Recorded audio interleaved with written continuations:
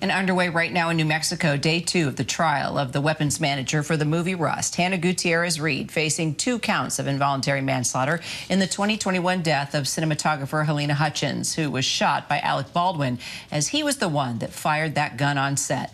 Baldwin has been charged with involuntary manslaughter as well, and he has pled not guilty. Prosecutors say that Gutierrez didn't always follow essential safety procedures, while the defense says she was overwhelmed and overworked on set. Our Mola Lenghi is tracking it all for us. Mola, what stood out to you so far in court today?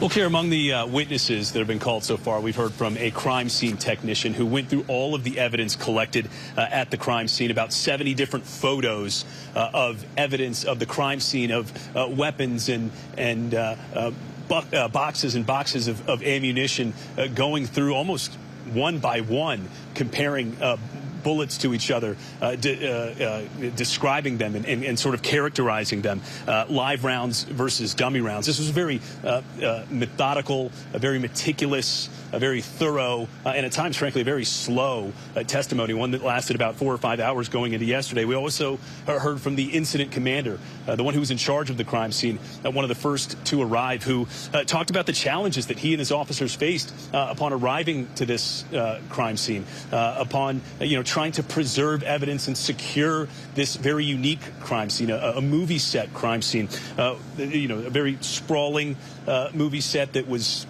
essentially in the middle of the New Mexico desert. You had crew members and evidence. You had, this crime scene that was, just sprawling and spread out throughout the entire desert. This came after testimony from the first officer who responded to the scene, who testified yesterday, but it was very interesting, Kira, because he admitted to being sort of young and inexperienced at the time of this incident when he responded, and admitted that there were some things that he may have done differently to this. And in doing that, the defense suggesting that he may have compromised some evidence, some of the evidence that is being used against Ms. Gutierrez. So do we know anything more about whether Gutierrez-Reed eventually plans to testify? Still unclear at this point, Kira. That's something that we likely won't learn until after the prosecution rests its case. Frankly, the defense may not be clear or certain yet whether they'll have Ms. Gutierrez testify. As you know, this is a very critical decision in a trial. It's one that could make or break a case, and it'll likely be a game-time decision for this defense once they sort of take the temperature and have heard the prosecution's entire case. All right, Mola Lenghi, we'll continue to follow every development out of court. Thank you.